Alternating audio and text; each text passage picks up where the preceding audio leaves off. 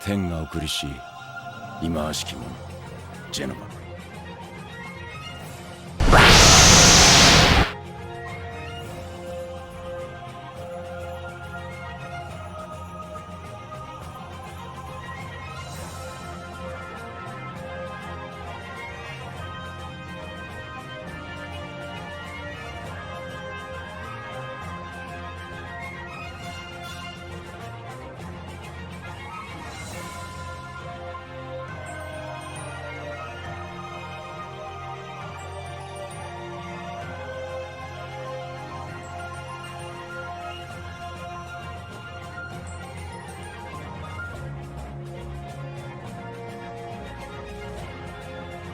星の本当の敵はセフィロス。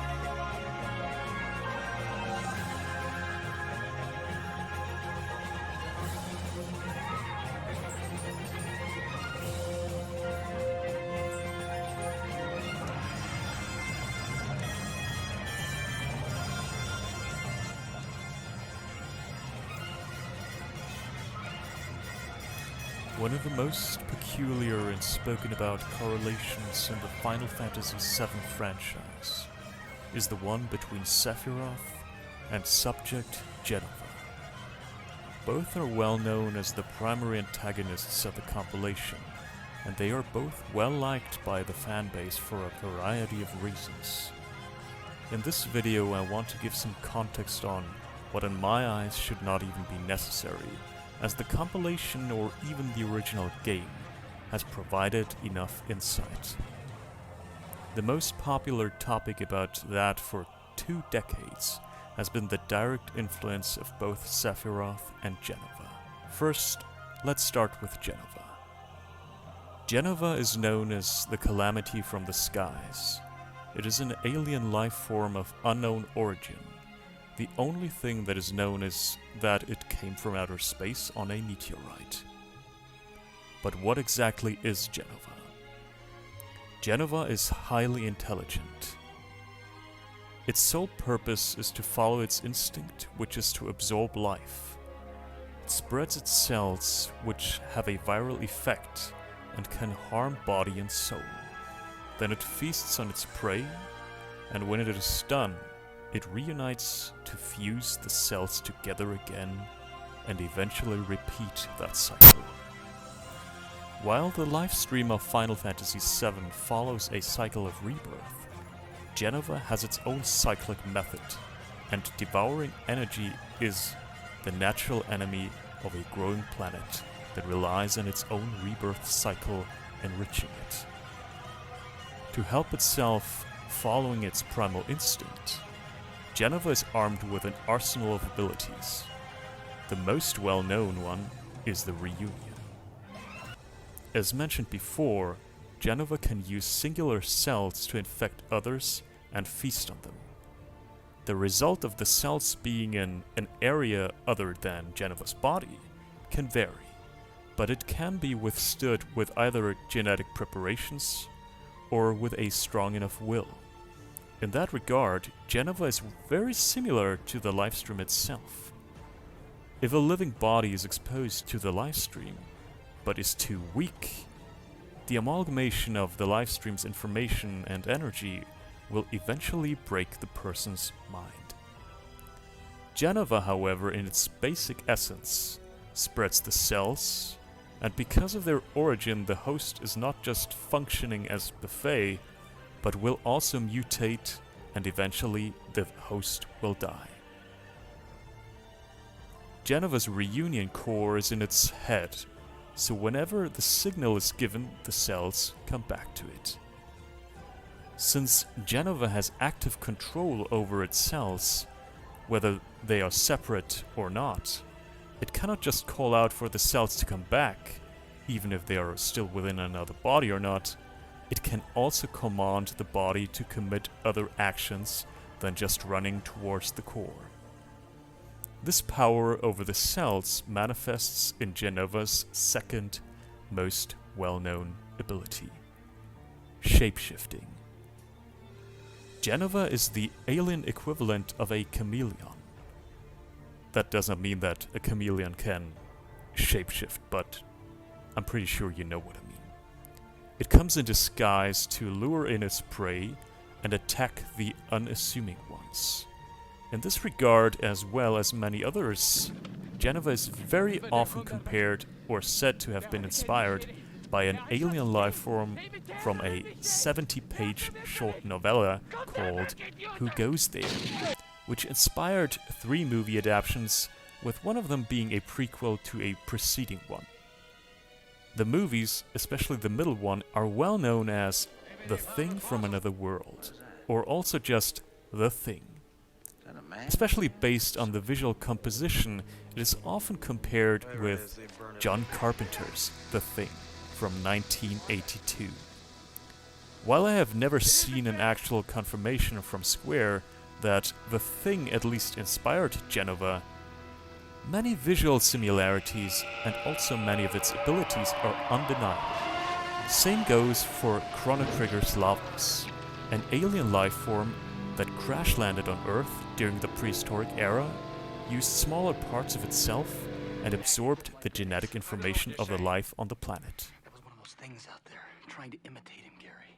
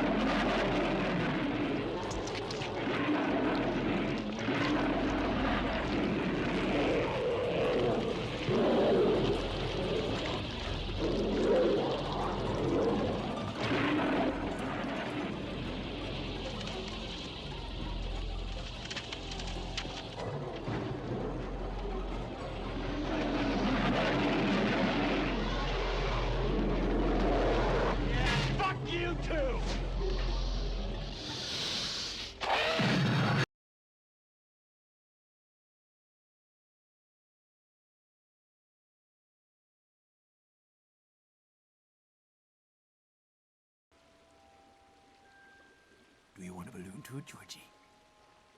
I'm not supposed to take stuff from strangers. Oh, well, I'm Pennywise, the dancing clown. Pennywise? Yes, meet Georgie. Georgie, meet Pennywise. Now we aren't strangers, are we? I love you, Billy.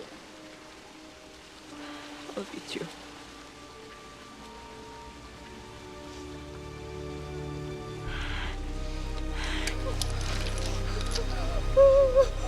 But you're not Georgie. Why are you crying, child? Are you lost, my love? Mama. Oh, hush now, don't cry. We'll find her. Mama. Oh, mon cher.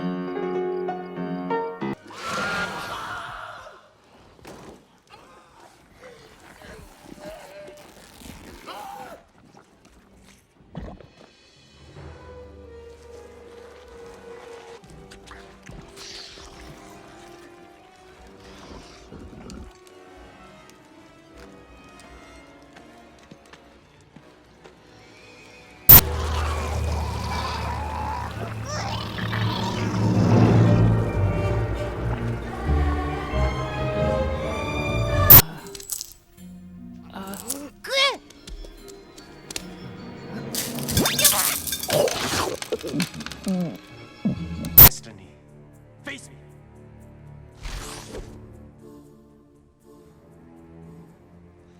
Lou. Chan? It can't be you. Raiden sent me to help you. You're not really Chan. じゃあ私から聞くよ。あんたさっき屋上でなんで鍵なんか閉めるのよ。ちょっとね。ちょっと。桃な何それお前病院行った方がいいんじゃないのか。俺になりすましたって。特殊メイクでもしたの。信用しないと思ったよ。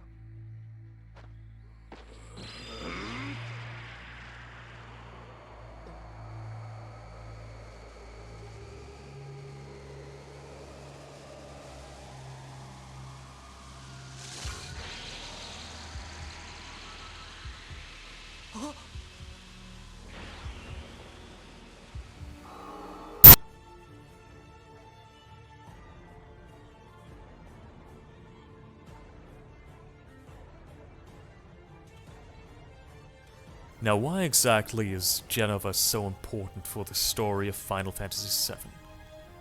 It is pretty easy, actually. There's a plethora of reasons. First of all, Jenova is just another enemy that stands for the continuous exploitation of the planet of Final Fantasy VII, Gaia. Also, Jenova is used as both explanation as well as justification for a lot of the weird stuff that is happening in the story and where a lot of the powers are coming from. And then we also have the fact that Jenova was the reason for why the entire plot was even kickstarted, which actually happened 2 millennia ago, so long before the actual story of Final Fantasy VII, when Jenova crash-landed on Gaia and started the battle against the Cetra, who was almost completely eradicated. Now, the Shinra Electric Power Company stands for the greedy human component of the story, and they wanted to achieve the ultimate power. So for that, they wanted an ancient, they wanted a Cetra. They wanted a super soldier with the power of the ancients who would not just fight under their command, but also lead them to the promised land, which they thought of as a place which would be full of Mako energy that they could use for their own purposes. Ironically, Dr. Gust Faramis, who excavated Jenova and falsely identified her as a Cetra because she still was in her mimic form, would later become the father of Aerith. Now, Aerith is actually the kind of person that Shinra wanted for the purposes. But what they got was a way more powerful person, Sephiroth, who would eventually become their own doom. With the discovery of Jenova, there was also the birth of the Jenova Project. The Jenova Project can be split up into multiple sub-projects. The two most well-known are Project Sephiroth and Project Jillian, which were established to create the Ultimate Soldier. And under Project Jillian, there were also multiple G and A copies created, which got Genesis's and Angeal's cells, their respective Jenova cells, injected, and the people who actually played Crisis Core know how that turned out. It didn't turn out well.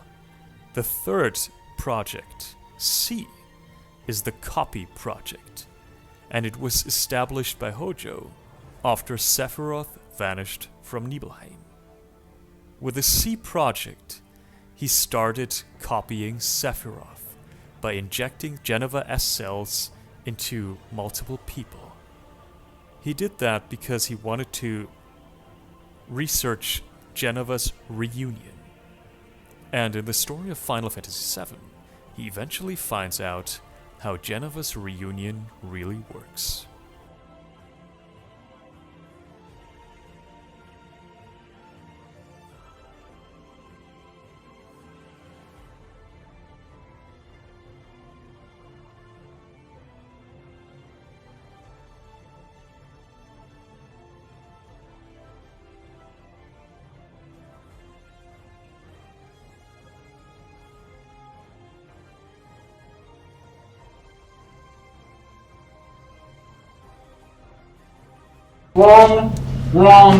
Wrong.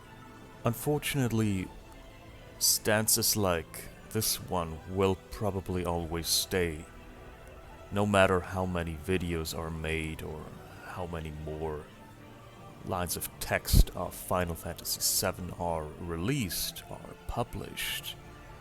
But it is really something that people at least should reconsider. For some reason or another, about 20 years ago, people grew fond of this so-called Brittenham theory.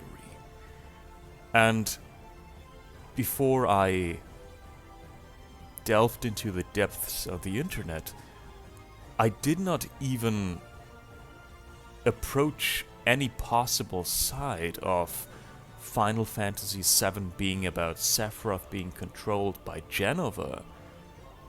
But not just because I didn't know this rumor, I didn't know this interpretation, or any form, any incarnation of this interpretation. It was just because Final Fantasy VII never seemed like that to me. Because there is nothing that really says that. I do understand that people probably rely very much on Sephiroth explaining, oh yeah, Jenova does this, Jenova does that, and that there is this specific line with Jenova being the highlighted title when Jenova says, "You are just a puppet," which in Advent Children is said by Sephiroth. 怒りに震える演技は必要ない。なぜなら、クラウド、お前は人形だ。 Or that Jenova's abilities are overall that Jenova can use its prey as puppets. But the relationship between Sephiroth and Jenova is very much different. So I could never understand that, because the story never was about that, especially the moment the story even put a lot of effort into explaining, okay, well, we did follow Jenova's body, but it was actually all a plan of Sephiroth. Sephiroth wanted to use the clones. Sephiroth wanted to spread his consciousness. It was an act of Sephiroth to, with his will, use Jenova's reunion for his purposes. And I do not know how many people have actually played through the game, but Jenova is just a very small, not even a penultimate boss, but Jenova is the fourth last boss.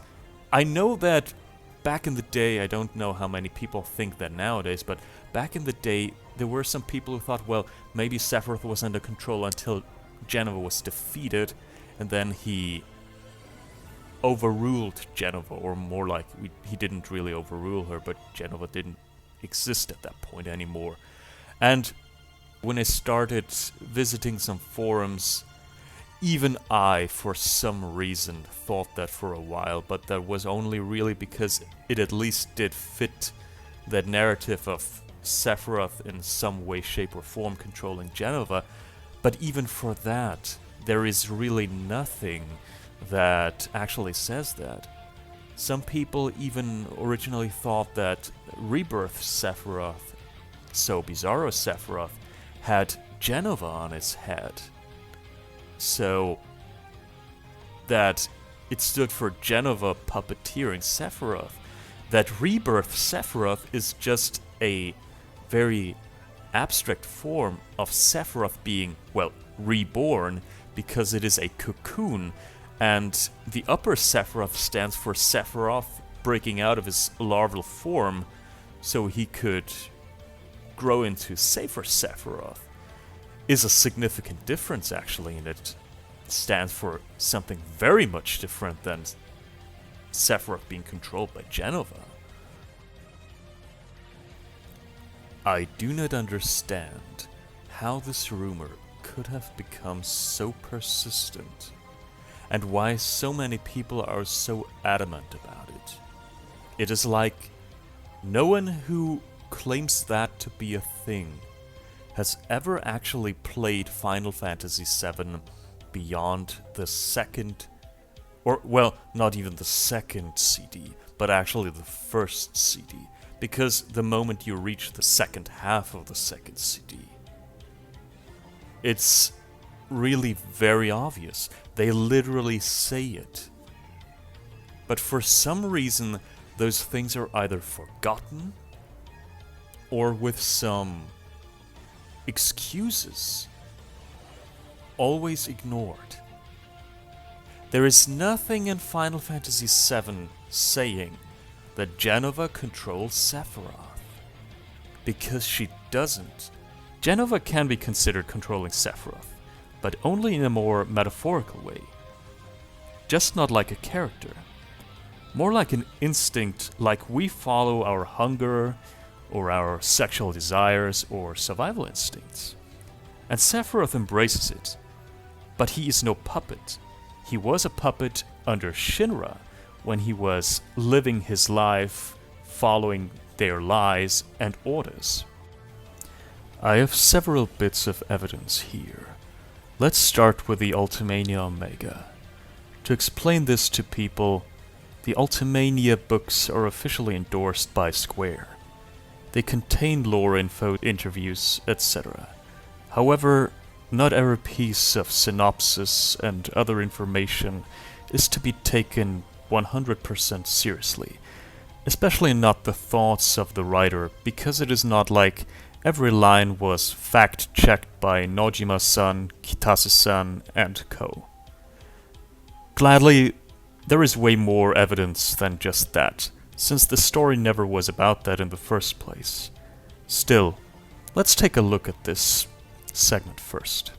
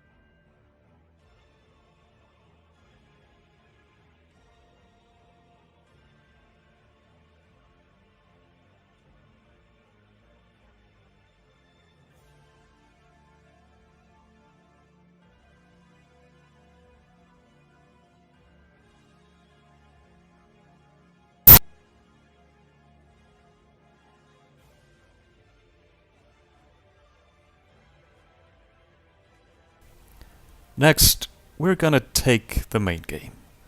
What we need here is the Northern Crater revelation.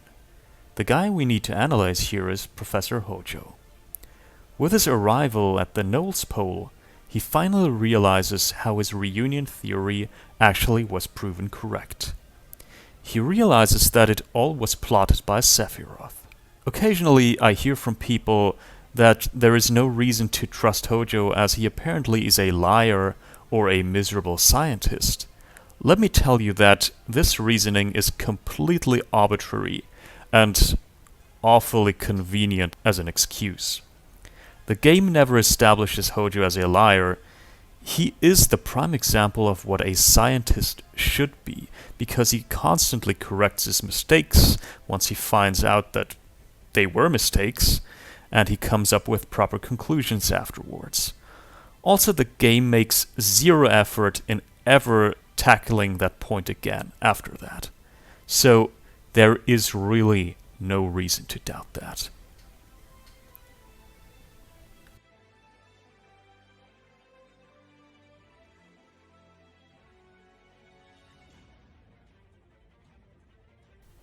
Then we have On the Way to a Smile.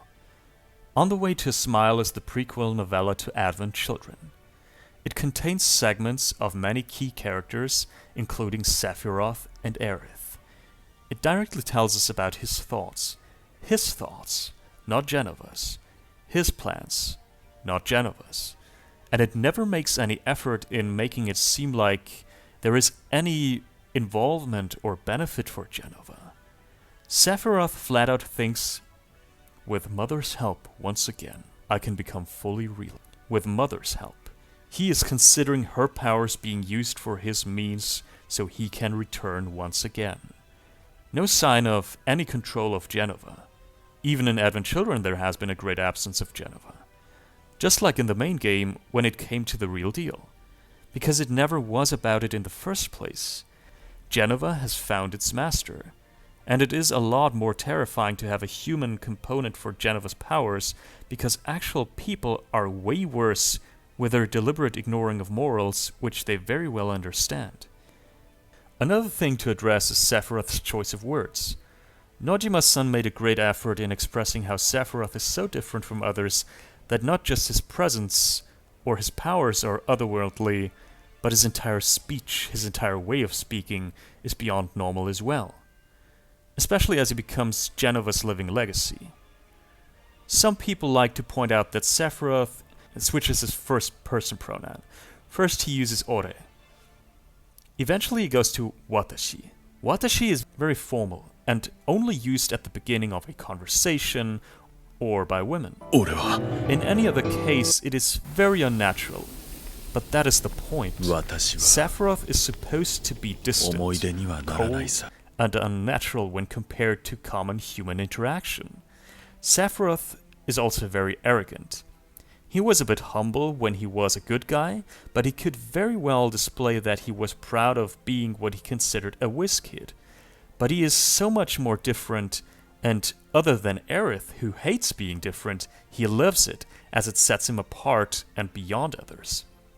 You notice that he was shocked when questioning his origin, but the moment he came to the wrong conclusion that he was chosen as he thought that he was an ancient, he immediately embraced it. And the more he drifted away from Anakin Skywalker to Darth Vader, he enjoyed his superiority and difference and put it on display whenever he could. However, it is not true that Sephiroth never uses ore ever again. When it makes sense for him, he still uses it. And on the way to a smile, when he is alone with his thoughts, and there is no need to display any otherworldly and human transcending nature, he uses ore. And so he also does in the remake. He gets into a very close and personal conversation with Cloud, and once more is displayed to use ore. As he gets seemingly close to Cloud, it makes sense to not appear as unnatural and inhuman as he usually does. But in any way, it shows that even after he became evil, and before the remake even came out, he used the word again. Some people apparently like to think the remake scene is evidence of this Sephiroth being a different one, so a past one, or a Sephiroth without the control of Jenova, whatever they mean with that. But since the novella also uses the pronoun, you should not put any more thought into it than it is worth. Now, if we want to act for a moment like Watashi Sephiroth, or Sephiroth during his Watashi phase, is controlled by Jenova, which he is not, but let's just leave it at that for a moment, then we still have to remember that Sephiroth, right when he found out that he was an ancient, which of course he was not, and later when Aerith revealed that he was not an ancient, or is not an ancient, he never denied that. But when he found out about that, and when he started acting like a complete maniac, he had no problem straying away from humanity.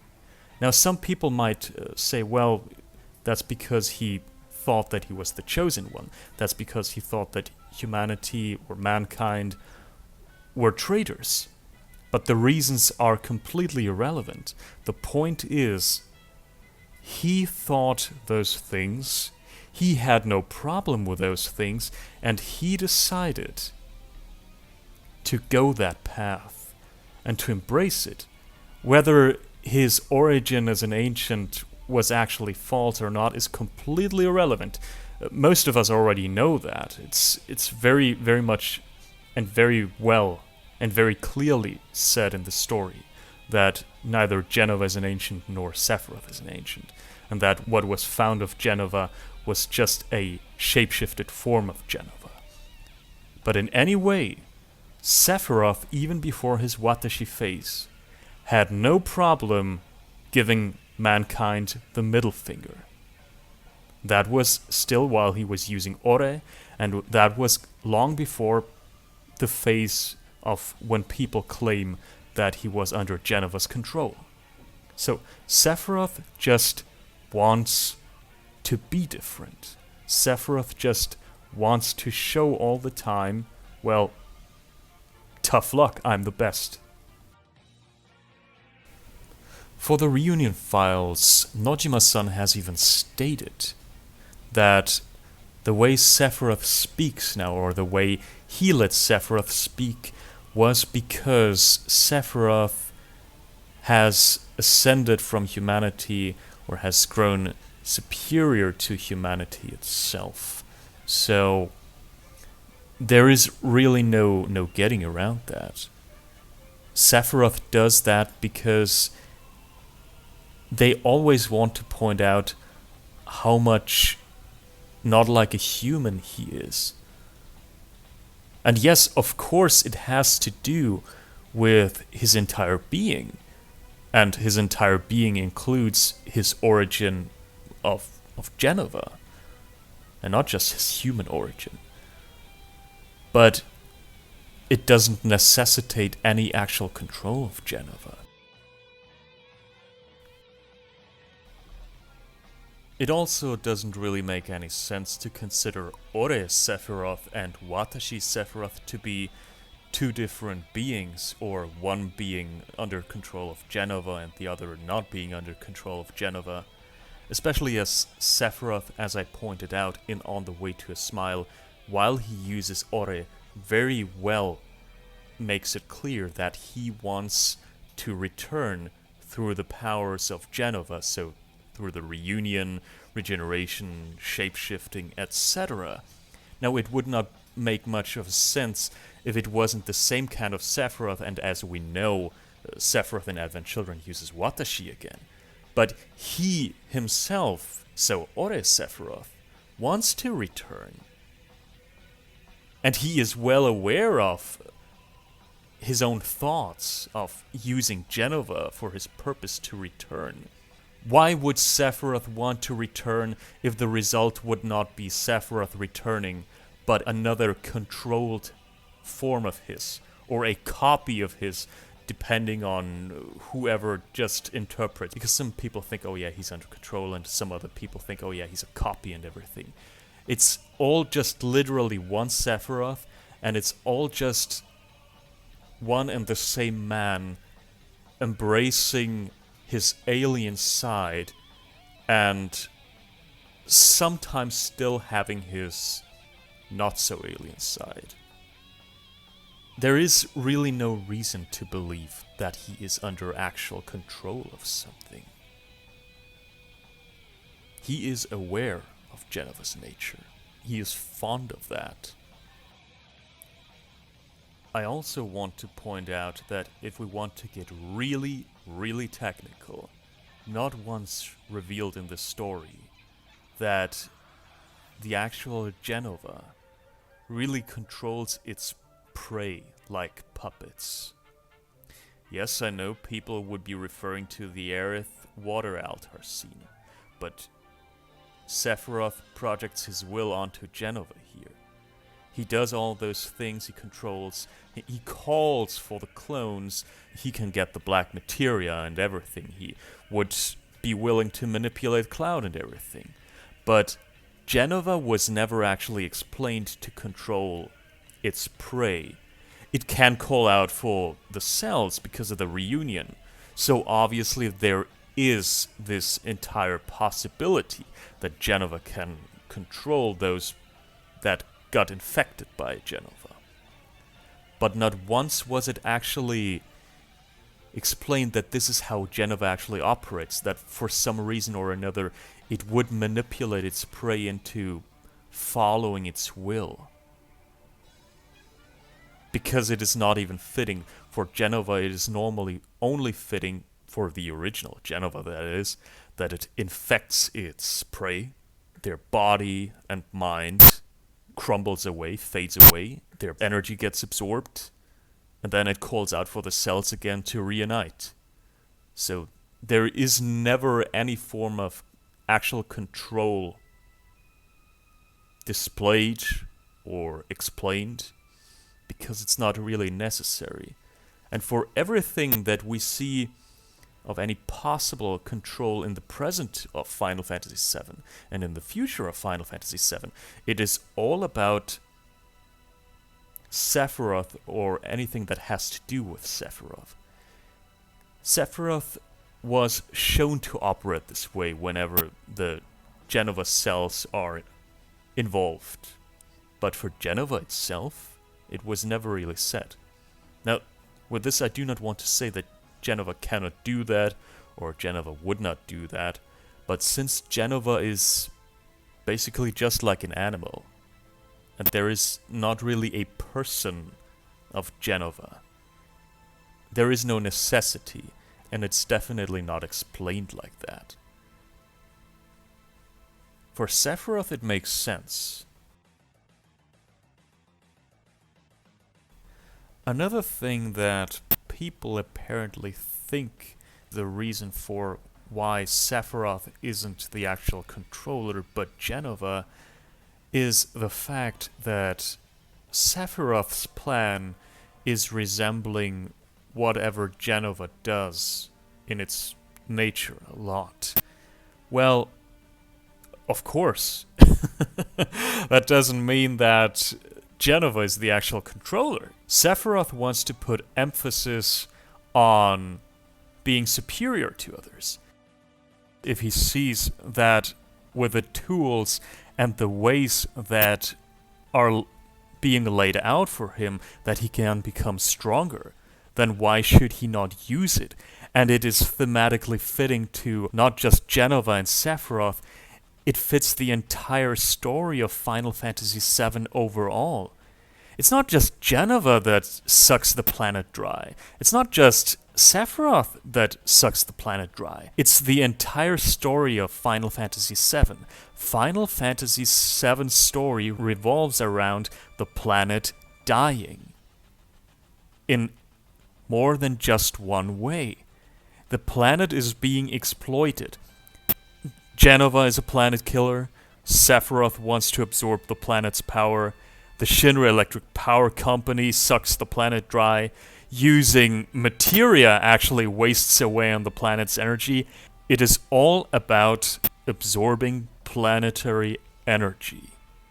It would be absolutely nonsensical to not use it for Sephiroth as well, or just saying, well, because Jenova does that and Sephiroth suddenly comes up with the same thing, that it is not from Sephiroth himself. It is just thematically appropriate. I know that if you are very adamant about thinking that Jenova controls Sephiroth, my video will most likely not change that. But I at least wanted to make it because then I can at least shed some light on the story for those who still want to understand a bit more about it. That being said, thank you for watching.